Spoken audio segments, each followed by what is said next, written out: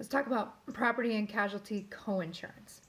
When insurance was started, the whole idea is that if a house were to burn down to the ground, the insurance company would have more than enough money to go ahead and rebuild the house from the ground up. That's the entire purpose of insurance. If the whole house burns down to the ground, here's the money that we need to rebuild the house. Now, having enough money to do that is the idea of insurance to value. If the house burns down, here's all the money we need. We rebuild the house, you're good to go. Coinsurance is this idea where if you choose to carry less than that, if you want less than insurance to value, the insurance companies will say, hey, you decided to be cheap and we're going to be cheap too. So let's talk a little bit about how to figure out what the equation for coinsurance is and how to solve any problems that you may have with coinsurance. So let's say that we have a landlord who has purchased a house and he calls in the insurance company to get a quote for this house, and it's a simple 2-bedroom, 1-bathroom house. And so the insurance company looks at the value of the house and the materials that the house is used to be made out of, and they decide that they would want to carry $100,000 on his 2-bedroom, 1-bathroom house. They let him know that, hey, if this is what we would need if your whole house burns down to the ground, we would need $100,000 to rebuild your house. Well, the guy is I used to get this phone call all the time, a contractor, and he knows that he can remake the repairs himself, and he wants to carry less than $100,000. The insurance company is going to come in and say, well, can you at least carry 80% of $100,000? If you carry 80% of $100,000, we won't bat an eye whenever you make a claim. We'll pay the claim. You'll be good to go. 80% in this scenario of $100,000 would end up being $80,000. And that number will become important to us here in a minute. Well, he decides that he does not want to carry $80,000. He decides, I'm fine with $50,000. I can go ahead and purchase a $50,000 policy because I know that I will rarely have a problem with my whole house burning down to the ground. He anticipates that he'll have small, minor claims that mostly he can repair himself. So he decides to go ahead and only carry $50,000 for his house. So let's say that one day, after purchasing this policy, there is a small kitchen fire, and the kitchen fire is going to cost $5,000 to repair. So he submits the claim, puts in the repair for the fire. The insurance company says, okay, well, it was a $5,000 claim. You were only carrying $50,000 on this house that we recommended you carry $100,000 on. You are not in your insurance to value. You are not following coinsurance, so we're going to have to go ahead and pay you less than the $5,000. Because normally the insurance company would pay the claim minus your deductible. But because he decided to be cheap, they're going to be cheap as well.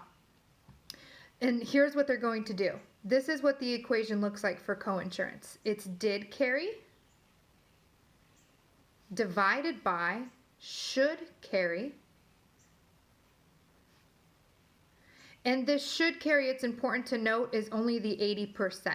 So they're not looking for the full $100,000 that they recommended at the beginning. It's just the 80% of whatever they recommended. Times the loss will equal the claim payout.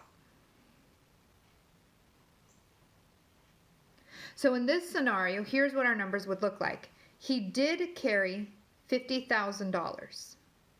He should have carried $80,000.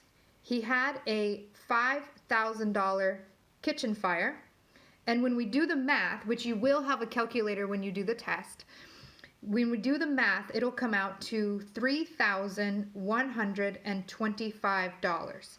So the insurance company of this $5,000 claim will only cover $3,125 of it. In addition, he's going to have to pay whatever his deductible is.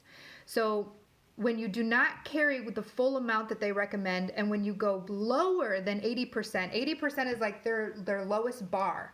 They'll say, okay, we understand you don't want to carry the full $100,000, at least do 80. If he had carried $80,000, they would have never have done this equation. They would have paid the $5,000 for the partial loss, no questions asked. But since he chose to go less than that 80%, they had to do this coinsurance equation. They're going to be cheap because he was cheap, and they will only cover $3,125 of his $5,000 claim. Now, one thing to point out, this is only for partial losses, like a small kitchen fire or a hole in the roof, whatever it may be. If the entire house burned down to the ground, they would pay him the $50,000. There'd be no need to do this equation because it was a total loss. A partial loss is essentially anything less than the house completely burning down to the ground. If the house does completely burn down to the ground, they're just going to cut him a check. They're not going to work on rebuilding it because there's no way they have enough money to do so. They don't have a problem paying out the full $50,000 if it completely burns down to the ground. They only have a problem with these partial claims where you weren't carrying enough for the house, so we're not going to pay enough of the claim, and you have to carry more of the claim yourself. So if he truly is a contractor and he could make a lot of these repairs himself, in this situation, it may not bother him very much. But, I mean, everyone's situation is different. We don't know why they're carrying less than coinsurance, but this is the equation that you would need to know for coinsurance. Did carry divided by should carry times the loss equal the claim payout. Anytime you're looking to multiply with something, even when we're coming over here, bear in mind when you're looking for a percentage of something, you're just going to do times point whatever you're looking for. So let's go back to this $100,000. So if I was doing $100,000 and I wanted to know what 80% was, I'm going to do times 0.8, and you plug that into your calculator just like that, and then it'll pop up the $80,000. So any math problem that you get, if they say the house was $200,000, you're going to do 200,000 times 0.8, whatever that may be. So that is the breakdown of coinsurance and the equation. Thank you so much.